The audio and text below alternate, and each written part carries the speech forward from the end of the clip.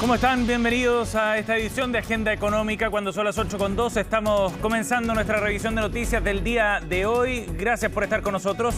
Este es un resumen de los temas que marcan las últimas horas en materia económica, con una patita política también, por supuesto, porque el primer tema que vamos a revisar tiene que ver con la propuesta que ha hecho el gobierno en materia de pensiones. Después del resultado del plebiscito de este domingo, se despeja el camino, al parecer así lo ve el gobierno, para la búsqueda de ciertos acuerdos.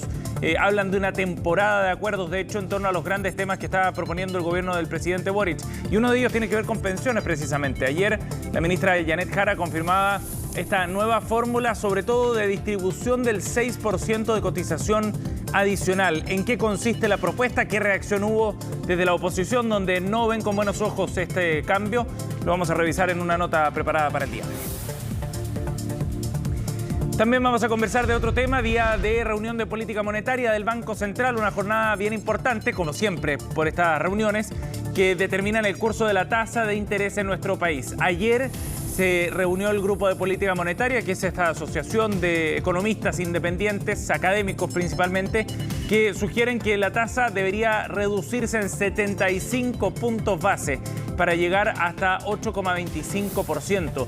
De alguna manera proponen una reducción algo más acelerada para poder ir enfrentando un escenario de desaceleración económica, fundamentalmente, a pesar de los últimos datos de inflación, que podrían ser una amenaza para la estrategia que está llevando adelante el Banco Central. Esto en un momento también donde hay otros factores, como el precio del dólar acá en nuestro país, por ejemplo, o ciertas disrupciones respecto al petróleo a nivel internacional, que seguramente estarán en el análisis del Banco Central. La reunión es hoy, concluye a las 6 de la tarde. Ahí se publica el comunicado oficial con la resolución del Banco Central sobre el curso de la tasa de interés. Y el resumen lo terminamos también contándoles detalles del anuncio que hizo ayer SQM de una alianza bien potente en Australia para poder seguir desarrollando contratos de litio en ese país y la explotación en particular de litio en el país oceánico. En este caso se trata de una asociación con Gina Rinehart, que es la mayor fortuna personal en Australia y dueña también de una parte de la empresa Azure.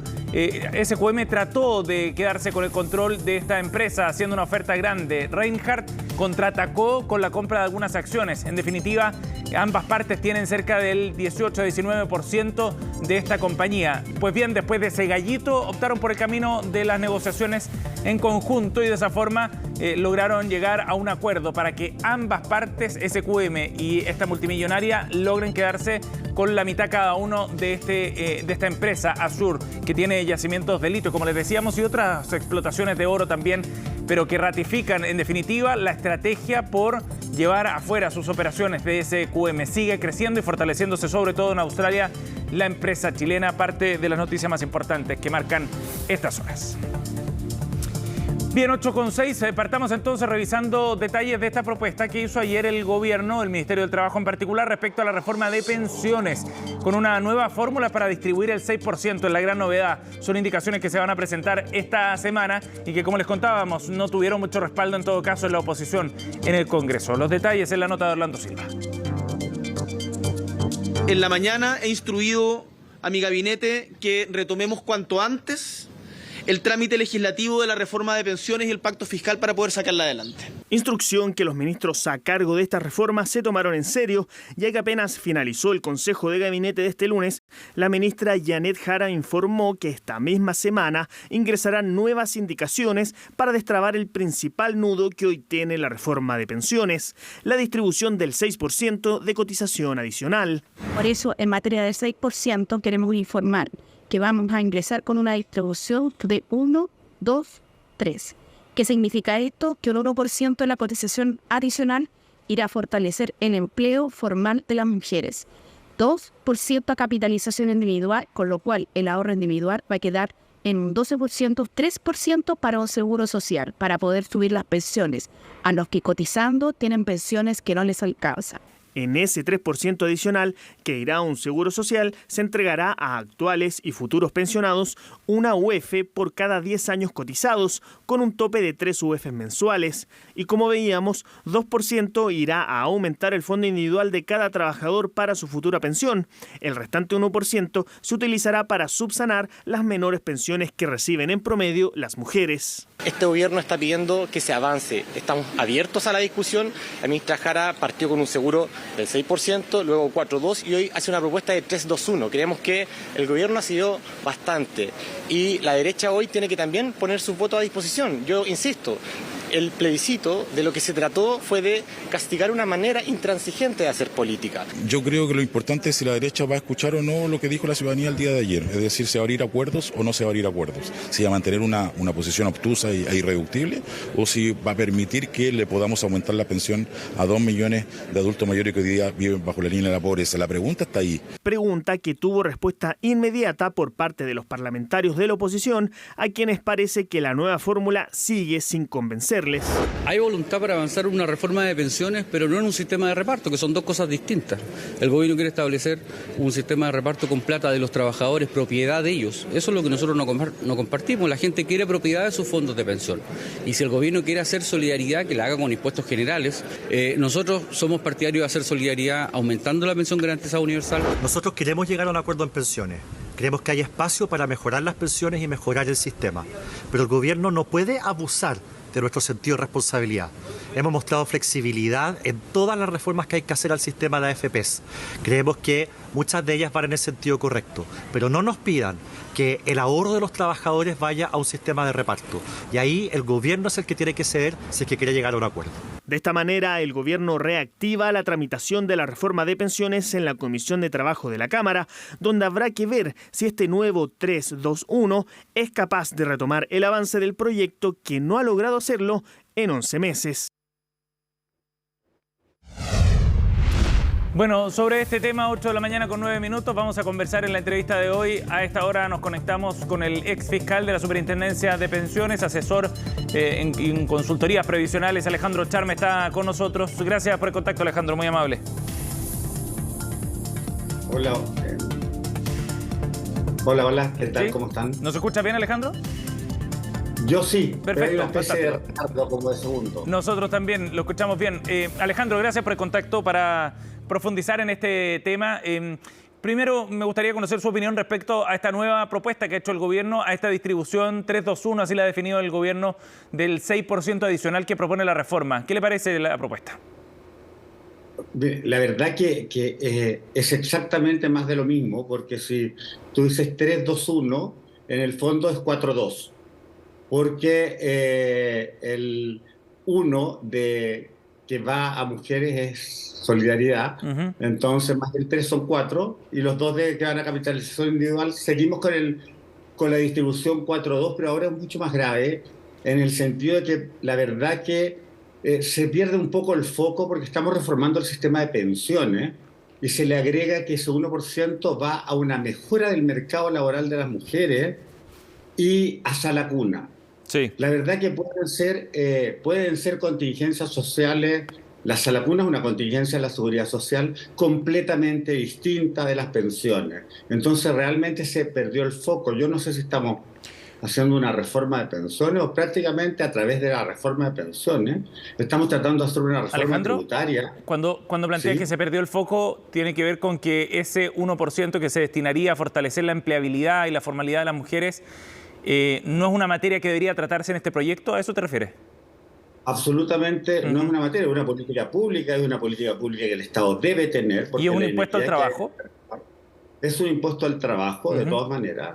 Y entonces, en el fondo lo que estoy diciendo es que a través del sistema de pensiones estamos tratando de obtener otras cosas que pareciera ser una reforma tributaria simulada, por decirlo de alguna forma, porque estoy destinando cotizaciones de trabajadores actuales que deberían ir a su fondo de pensiones para aumentar su pensión para fines distintos que, por ejemplo, Salacuna.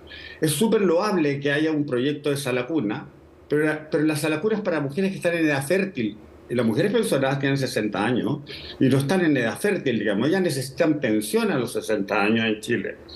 Y entonces, aumentemos el monto de la pensión, pero no destinemos plata de la cotización para pensiones que son de bajo monto según un diagnóstico técnico de todos los que participamos en el proyecto, incluso los técnicos oficialistas. Usted, Alejandro, este punto es interesante.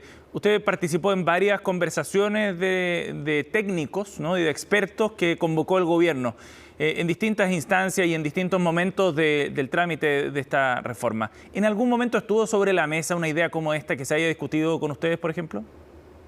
No, y si hubiese salido hubiésemos dicho, estamos hablando otro proyecto de ley. O sea, lo que yo quiero que quede claro a la audiencia o a los televidentes es que estamos tratando un proyecto del sistema de pensiones. El primer error que cometió el gobierno es pretender solucionar las pensiones actuales, de los pensionados actuales que no forman parte del sistema de pensiones, a través de las cotizaciones de los trabajadores. Porque esas cotizaciones, esos trabajadores no las van a ver en su pensión. Porque esa plata se va a destinar a mejorar las pensiones de los pensionados actuales que ya se pensionaron, que ya ejercieron su derecho y que no forman parte del sistema. Cuando yo modifico el sistema de pensiones, modifico el sistema para aquellos trabajadores actuales que se van a pensionar en el futuro. Mejorar a los pensionados actuales es una política pública diversa a una reforma del sistema de pensiones. Ese fue el primer error, pero el error de ahora es mucho más grave, porque no saben lo que es un sistema de pensiones, porque están destinando cotizaciones para pensiones para solventar Salacuna. Alejandro, yo no quiero decir que Salacuna no sea algo malo, es algo que se requiere. De hecho, el gobierno anterior, en Piñera 2, hubo un proyecto de Salacuna. Y eso tenemos que abordarlo, pero abordemos. La seguridad social tiene muchos subsistemas. Tenemos salud, o sea, espero que no se les ocurra que aumentemos la cotización de pensiones para aumentar el problema de la salud y la ISAPRE. O sea, Alejandro, ahora... ordenemos la casa, digamos. De acuerdo, y queda claro su punto sobre ese asunto. Ahora, me gustaría que pudiéramos conversar también respecto a esta idea de crear el seguro social, porque esto se enmarca en la política de los acuerdos a la que está convocando el gobierno, a tropezones, quizás con algunos mensajes un poco contradictorios, si usted quiere, pero ese es el objetivo, tratar de llegar a acuerdos, y cuando uno escucha a los parlamentarios oficialistas lo que se busca es eso, tratar de generar posiciones de consenso. ¿Existe espacio para crear un seguro social en el marco de la reforma de pensiones con parte de esta cotización? Lo que pasa que, lo que pasa que la reforma previsional tiene cara de mujer y de clase media, lo ha dicho Cristóbal Urneus, lo ha dicho la ministra, y todos llegamos a ese consenso, porque las personas de ingreso más bajo con la PGU tienen tasas de reemplazo, que significa qué porcentaje de la pensión eran sus últimos ingresos, superiores al 100%, o sea, están recibiendo una pensión mayor a lo que ganaban en su vida activa. Entonces está claro que tenemos que enfocarnos en clase media y mujeres. Entonces, pedir este contrato social, que ellos lo que están diciendo es solidaridad intra, quiere decir que entre aquellos que estamos trabajando nos cooperemos, es absurdo, no tiene lógica, porque si yo necesito mejorar la pensión de la clase media, no puedo hacer solidaridad intra, porque quiere decir que la clase media tendría que renunciar a parte de sus cotizaciones para las personas de ingresos más bajos que ya tienen una tasa de reemplazo óptima dentro del sistema de pensiones. El error que se está cometiendo en el gobierno desde un principio es no entender qué es el sistema de pensiones y no pretender que el sistema de pensiones solucione la vida de los chilenos a los 65 años, cuando vivieron 65 años previos en que el gobierno tiene que hacer otras políticas públicas. O sea, tenemos un problema de vivienda, pero el problema de vivienda no se soluciona con el sistema de pensiones. Tenemos un problema de salud que no se soluciona con el sistema de pensiones. Tenemos un problema de salud que no se soluciona con el sistema de pensiones. Entonces, como que ordenemos la casa, o perdimos el foco, o realmente no puedes llegar a consenso porque es absolutamente ilógico. ¿Entiendes? O sea, son las platas de Chile. Además, estás a través de cotizaciones de trabajadores haciendo ahorro de gasto público. Bien. Alejandro, gracias por conversar con nosotros esta mañana para aportar más visiones respecto al debate previsional que se reactiva con estas indicaciones. Gracias por el contacto. Ok, gracias a ustedes. Chao. 8:17, nos vamos a ir a una pausa y ya seguimos con más de Agenda Económica.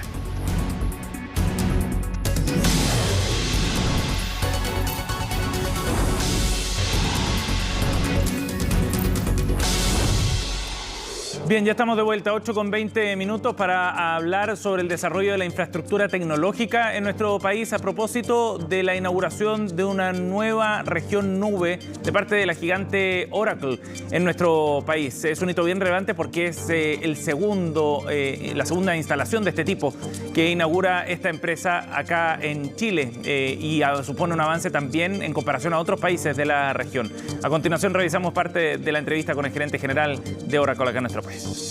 Hace unos días la empresa Oracle inauguró acá en Chile su segunda nube. Es un hito bien importante para nuestro país y para el desarrollo también tecnológico de las empresas ante un mercado que está demandando más precisamente por este tipo de servicios. Vamos a conversar de esta inversión que ha realizado la empresa norteamericana y para eso nos acompaña Joaquín Machichoy, director general de Oracle Chile, gerente general. Gracias por estar con nosotros. Bienvenido.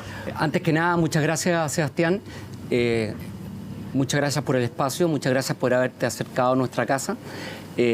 Así que muy agradado de estar aquí contigo hoy día. Joaquín, cuéntanos primero por qué es tan importante el paso de esta inauguración. Es la segunda nube que inauguran ya acá en Chile. Tiene varios puntos de relevancia. El primero de ellos, desde el punto de vista compromiso, muestra el compromiso de Oracle, no solo con Chile, sino que con la región.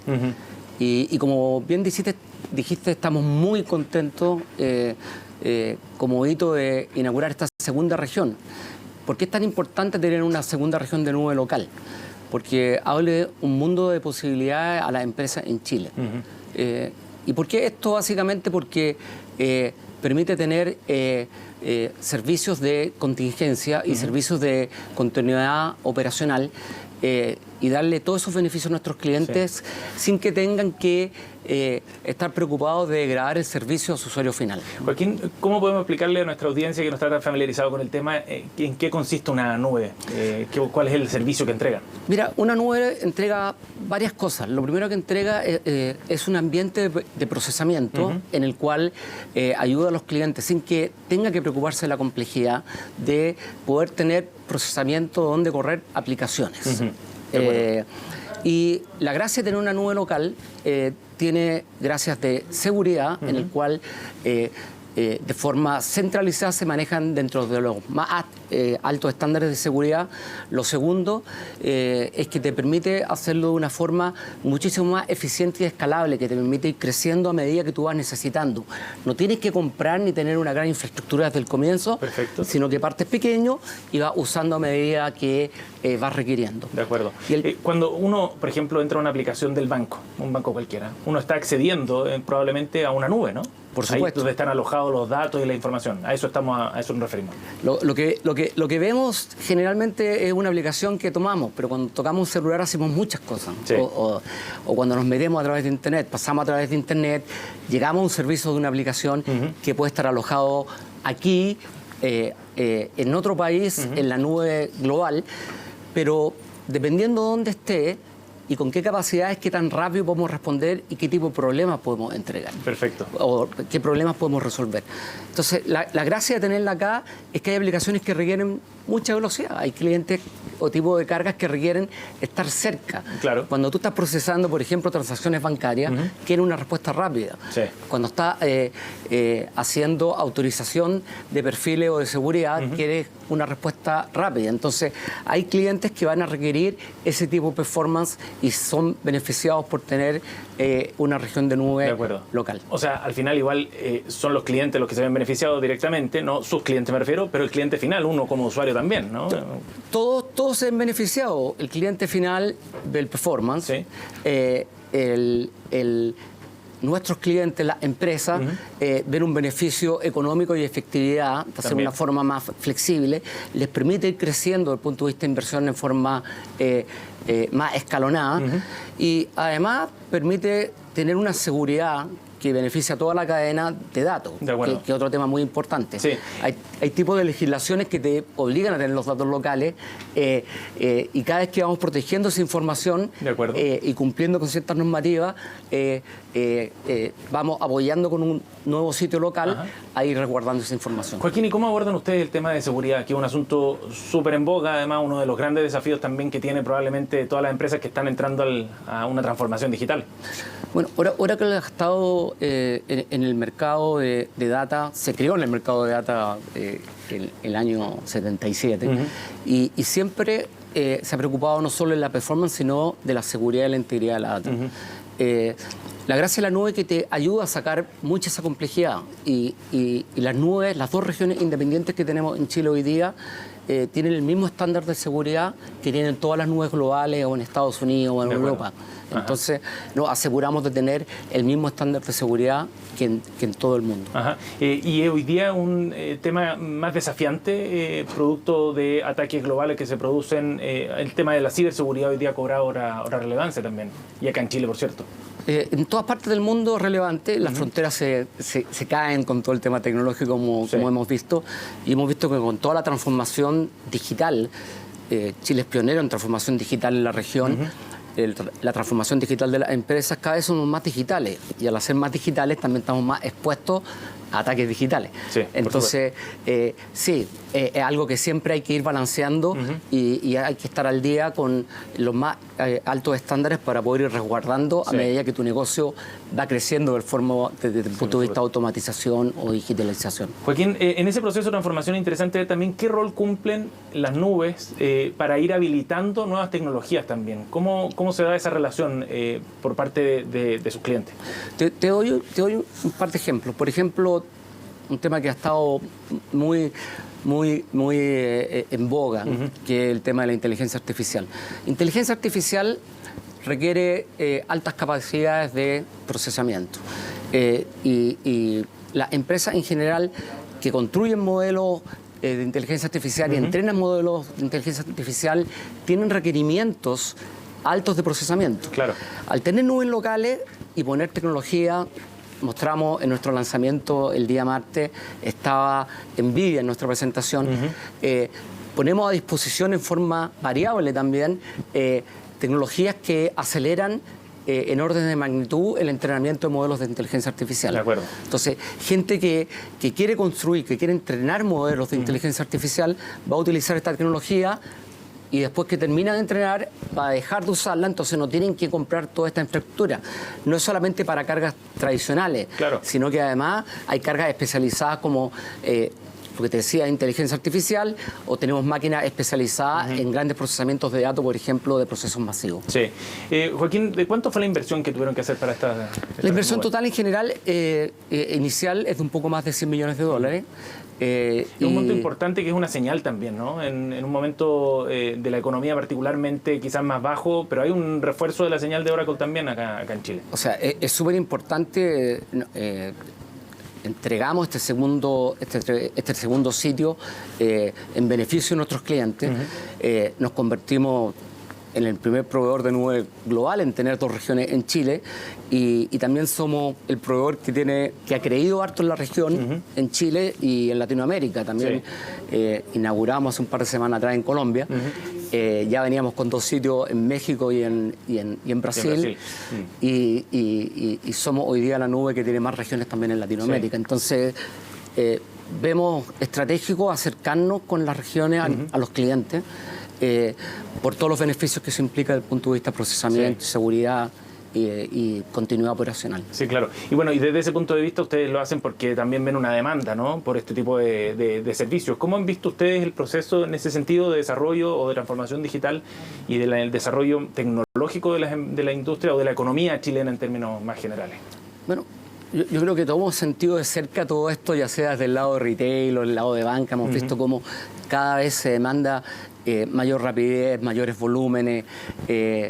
y tenemos una fuerte demanda, vemos como crece fuertemente el mercado de nube, vemos como cada vez se demanda más de tener sitios de alta disponibilidad flexible en el cual yo pueda escalar mi negocio, porque al final lo que tengo que hacer es permitirle a las empresas que si crecen rápido necesitan una nube hiperescalar, que escale con ellos, que pueda ajustarse a las necesidades de una forma efectiva. Entonces, la demanda está ahí. Chile es un país que tecnológicamente hemos ido avanzando muy rápido en la región y hay industrias importantes como retail, telecomunicaciones, finanzas, que han ido empujando fuertemente esta transformación.